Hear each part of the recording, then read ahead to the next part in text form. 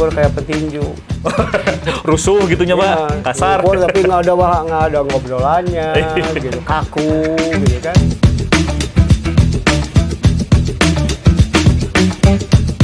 Cuci rambut itu bukan hanya rambut dibasahin, sampoin, bukan itu, di rumah juga bisa, gitu kan. Itu sama kakak tuh dikasih alat cukur komplit, terus dikasih tahu di mana kita harus belajar ngampung, istilah dulu mah.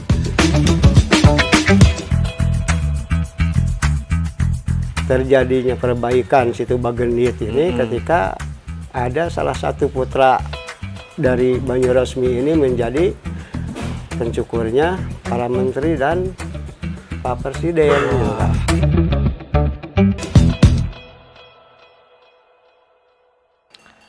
Rumah pelatihan potong rambut Abah Atrox. Nah, halo Sobat Pesona Desa, kali ini saya lagi ada di daerah Banyuresmi, Kabupaten Garut. Nah, tukang cukur yang ada di seluruh Indonesia itu pusatnya ada di sini. Jadi wajar kalau di sini ada tempat pelatihan potong rambut nih. Di Pesona Desa kali ini kita akan melihat seperti apa sih metode pelatihan yang diterapkan di rumah pelatihan potong rambut Abah Atrox.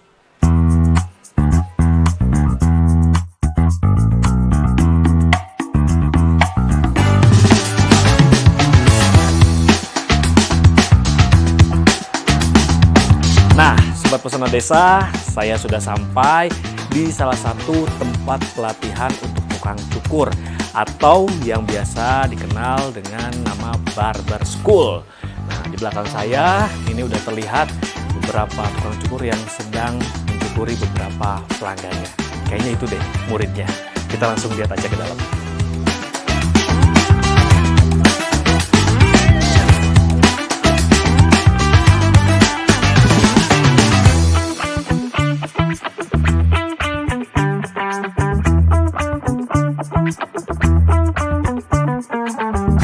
Sobat Pesona Desa, saat ini saya sudah ada di Barber School Abah Atrox. Nah, saya sudah bersama dengan Abah Atroxnya. Abah, Gilang, Bah?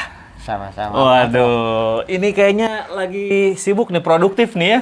Lagi ada yang dicukur kebetulan ya? Kebetulan ini hari persiapan untuk wisuda yang sudah pada besok beres. Oh, gitu. Jadi persiapan kelulusan. Jadi kalau mau kelulusan, konsep cukuran harus sudah persis sama seperti di tempat cukur. Makanya kita menghadirkan model-model yang konsep cukurnya kekinian. Gitu. Oh, jadi ini ada acara gitu ya? Iya. Pasti pada kesini gitu ya, Pak ya? Iya. Wah, berarti ini juga yang nyukur termasuk yang anggota barber besok, school juga? Yang besok mau lulus. Oh, besok mau lulus. Oh, maksudnya wisuda untuk di sini. Ya.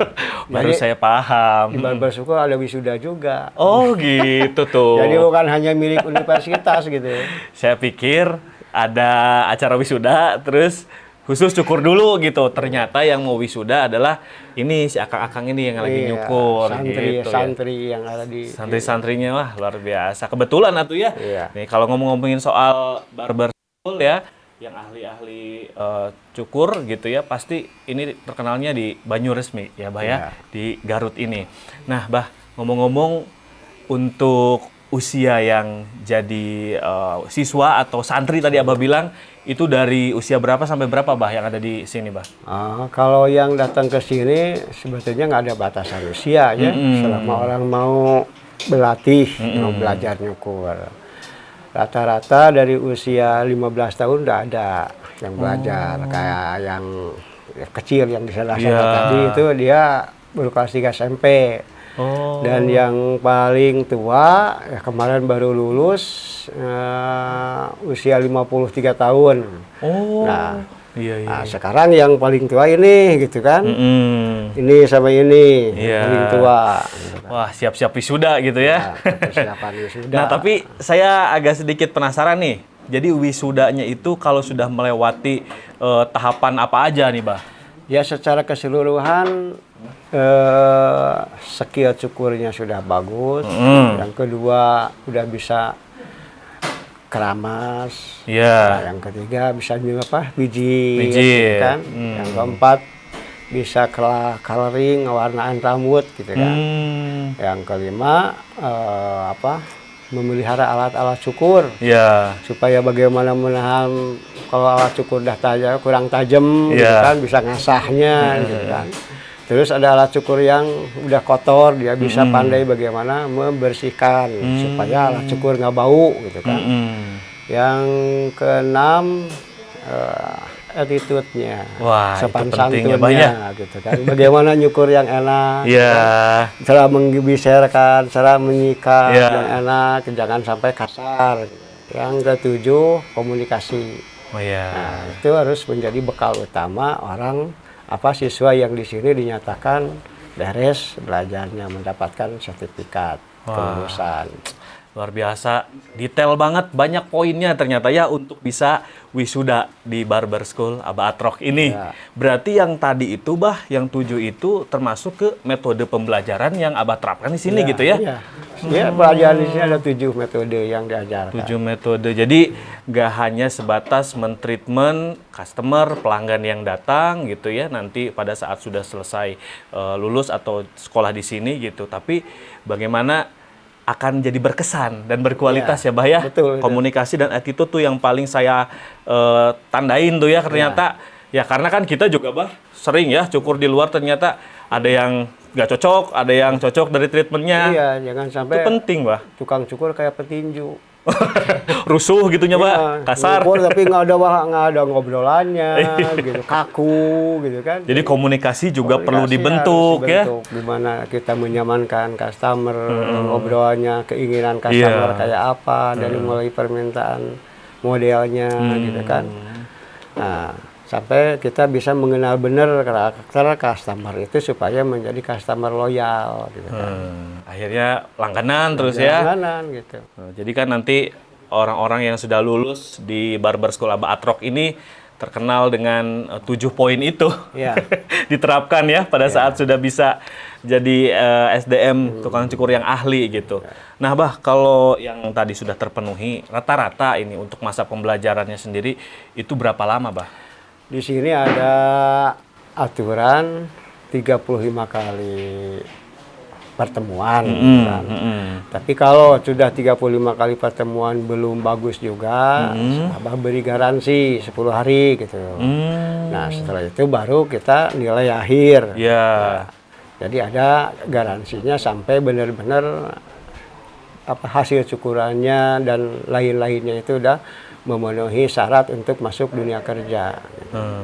Jadi jangan sampai istilah Garutnya masih sumogol gitu kan, nyukur masih kena kayak galengan hui sudah dilepas gitu, saya kasih sertifikat. Makanya kita ketat bener untuk melihat hasil cukurannya. Makanya Abah selalu memantau dari perkembangan dari mulai hari pertama datang sampai akhir gitu. Kurang lebih 35 kali, 40 hari lah. 40 hari lah ya kalau tambah 10 yang tadi itu.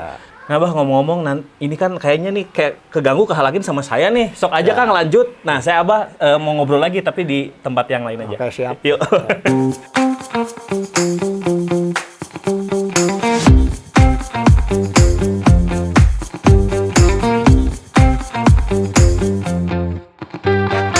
Cuci rambut itu bukan hanya rambut dibasahin, sampoin bukan itu, di rumah juga bisa gitu kan.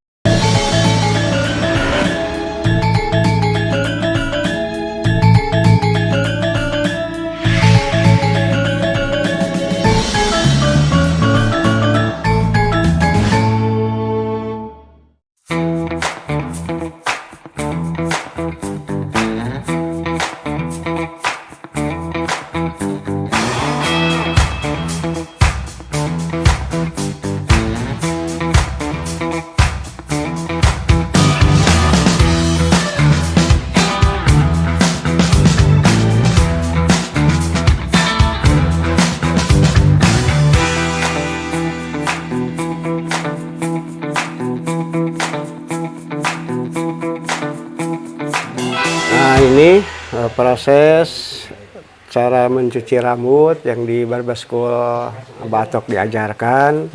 Jadi setiap siswa harus bisa mengetahui cara-cara dasar bagaimana cara mencuci rambut yang baik dan bersih. Gitu kan.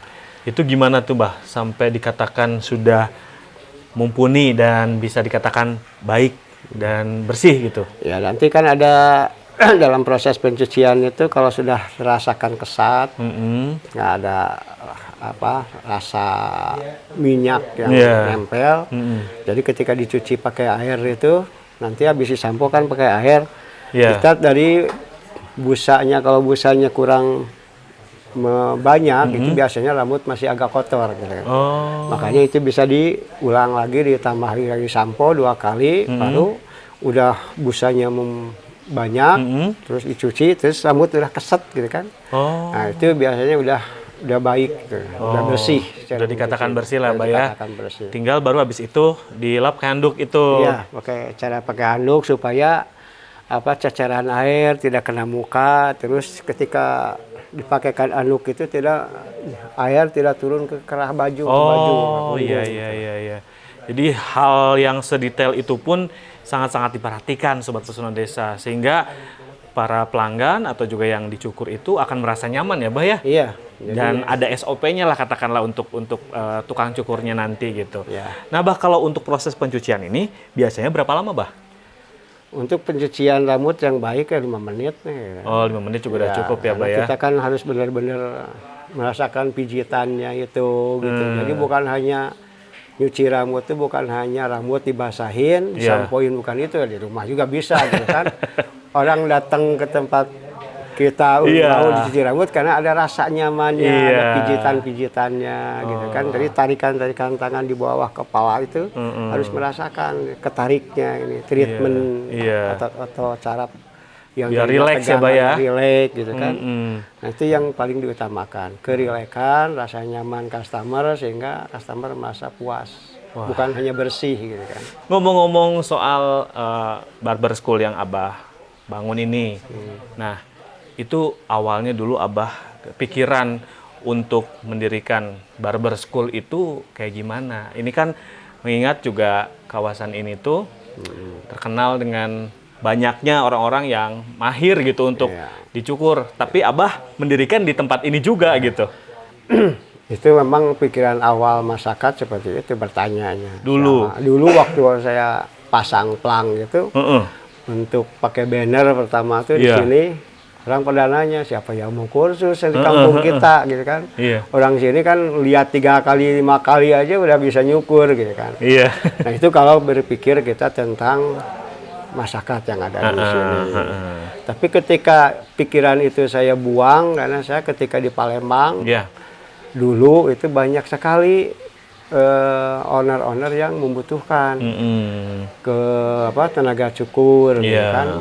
Karena memang dari mulai tahun 2000 itu kan perkembangan cukur rambut sudah luar biasa menjadi gaya hidup gitu kan.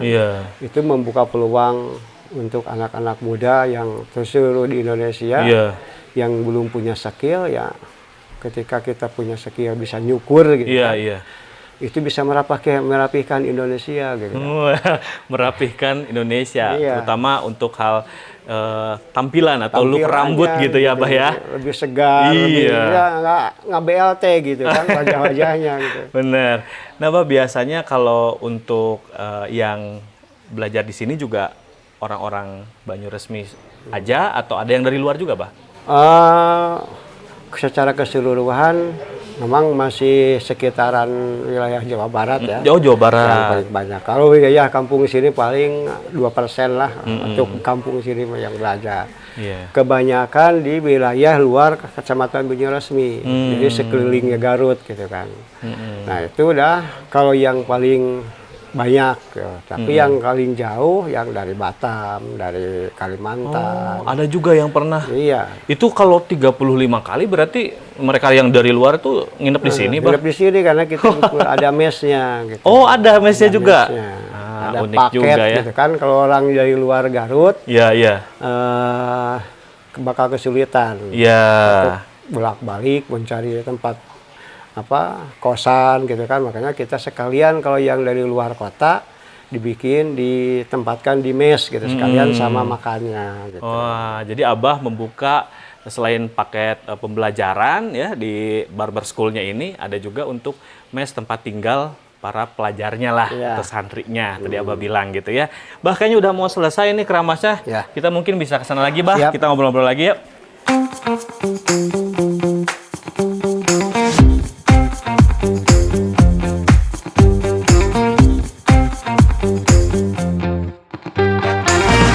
Jadi sama kakak tuh dikasih alat cukur komplit, terus dikasih tahu di mana kita harus belajar ngampung istilah dulu mah.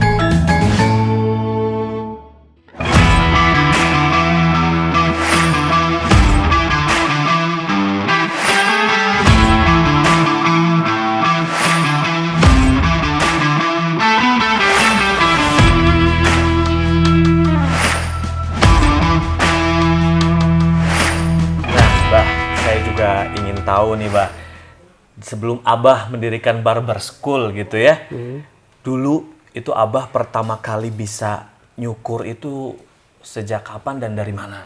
Oh iya, awal-awal belajar nyukur itu dari tahun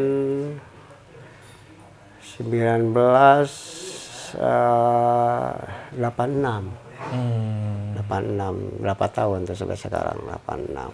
Iya, berapa tahun ya? Itu baru belajar dari itu sama kakak tuh dikasih alat cukur komplit, terus dikasih tahu di mana kita harus belajar ngampung istilah dulu mah. Jadi bawa di situ kan ada sampel gitu ya, ada kursi yang dilipat itu, nengteng gitu, itu lumayan beratnya, ada lebih dari 3 kilo gitu. Itu bawa itu gitu kan, masuk kampung, masuk gang gitu kan. Itu sekitar ada 2 tahun itu belajarnya, otodidak dulu. Itu tuh berarti Abah langsung nyukur gitu sambil bawa itu? Iya, langsung nyukur gitu kan. Orang yang mau dicukur sama Abah? Ya tahu kayak apa gitu. Dulu saya belum ada HP, belum ada kamera, kayak apa dulu ketika 2 tahun awal-awal gitu kan. Belajar nyukur tuh cuma kita tuh belajarnya ngelihat aja gitu. Ngelihat ketika malamnya bis keliling, malamnya lihat di tempat saudara di pangkas rambut yang sudah buka toko sendiri gitu, buka usaha sendiri. Nah dulu awal-awal kalau di kampung itu masuk kampung-kampung yang lumayan berjalan hampir dari 5 kilo gitu kan. Dari kampung-kampung kadang-kadang dibayar pakai jagung gitu kan, ada yang bawa beras dikasih pakai apa aja gitu, semacam barter lah karena dulu tuh uang emang agak susah gitu kan. Tapi kan Bah, kalau dulu tuh sama sekarang apakah dari segi alat cukurnya itu ada perbedaan atau perubahan, Bah? Itu gimana tuh? Oh, perubahannya banyak sekali gitu kan. Kalau dulu kan masih pakai yang mesin yang pakai ketek-ketek gitu. Ya, Bah, kalau aku tahu. Istilahnya gunting keyup. Ada yang nyebut ya gunting kura-kura. Nah, semakin lama ada mesin cukur gitu, mulai ada mesin cukur. Nah, itu belum ada sepatu mesinnya, masih manual aja gitu.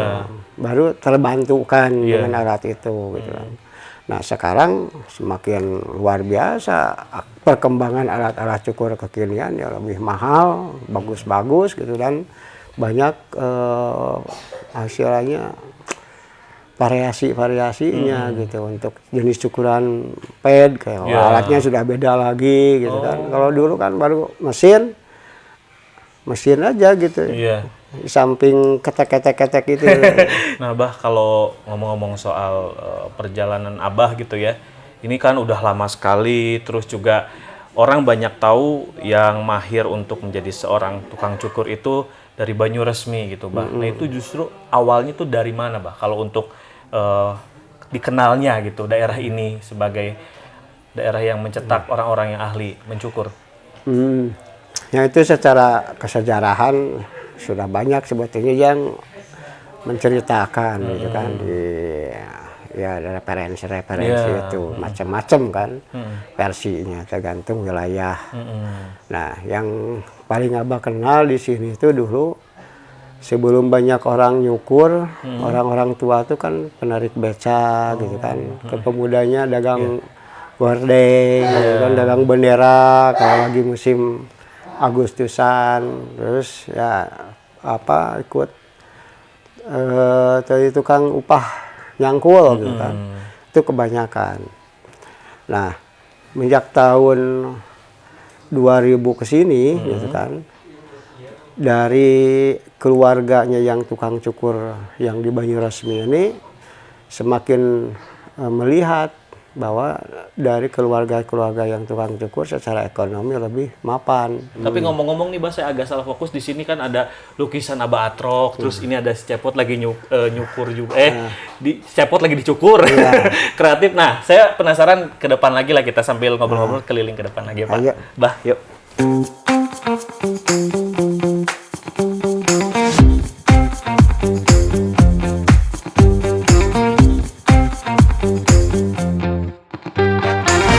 Terjadinya perbaikan situ Bagenit ini ketika ada salah satu putra dari Banyuresmi ini menjadi pencukurnya para menteri dan Pak Presiden.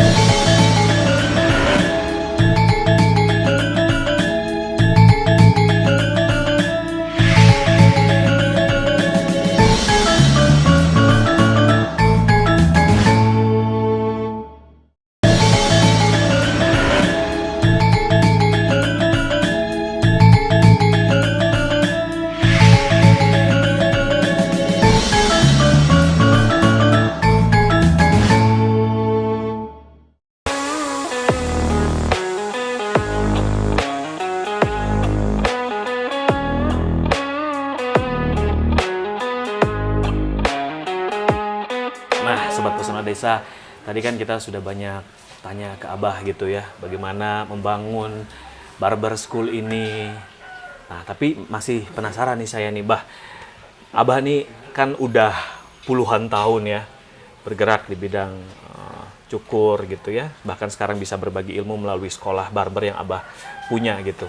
Nah, melihat dunia cukur di Indonesia, khususnya di kota-kota besar, di Jawa Barat khususnya lah, itu seperti apa, Bah? Kalau Abah lihat? Ya perkembangan bisnis cukur memang luar biasa sekarang kan. Dari mulai penyerataan tarif yang kalau dulu kita harga cukur itu begitu minimal gitu kan.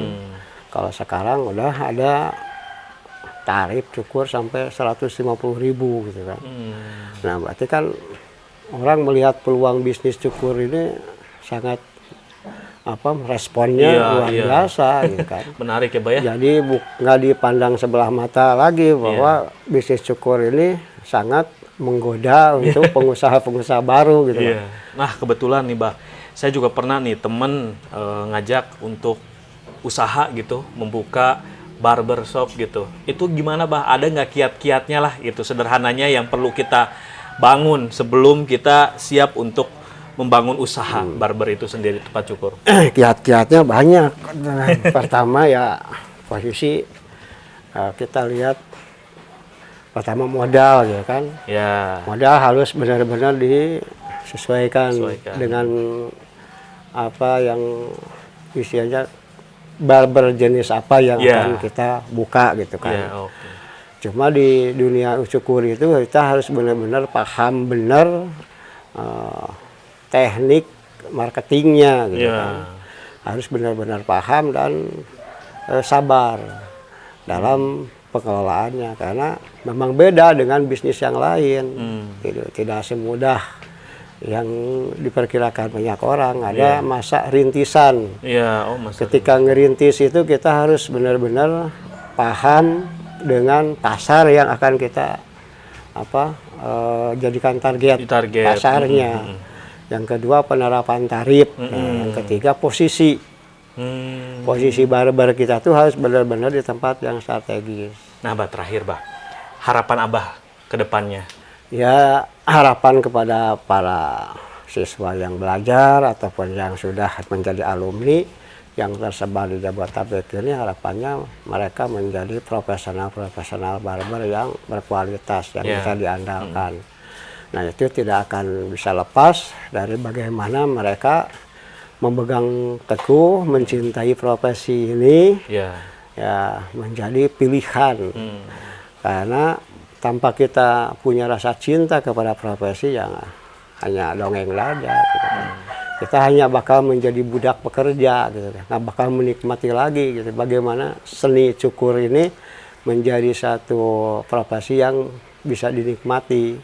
Nah, itu menjadi motivasi kepada anak-anak yang baru bahwa ketika kita nyukur itu bisa bertemu siapa, bisa mencukur siapa. Iya juga, ya, bener, salah satu terjadinya perbaikan situ Bagendit ini ketika ada salah satu putra dari Banyuresmi ini menjadi pencukurnya para menteri dan Pak Presiden. Gitu kan.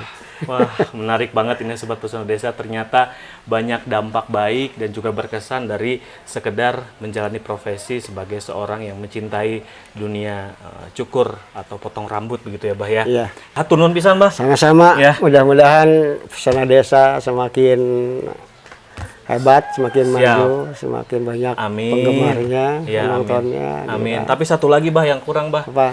Saya rada pegel. Masih bisa nggak saya sambil ini? Bisa, nanti kan harus merasakan. Oke, kalau gitu saya mau cobain. Jangan sampai main ke Garut nggak merasakan apa yang di sini diajarkan. Iya, biar Abdul Sobat Pesona Desa, saya mau meluncur ke dalam. Pijit dulu lah. Ayo, Bah ya. Ayo.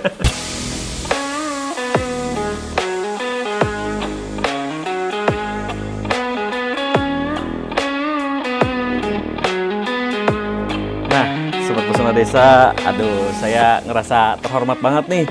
Ini adalah proses akhir dari rangkaian cukur rambut treatment di Desa Banyuresmi, khususnya di barber Abah Atrox. Nah, saya langsung nih dipijit sama Abah Atrox, suhunya langsung.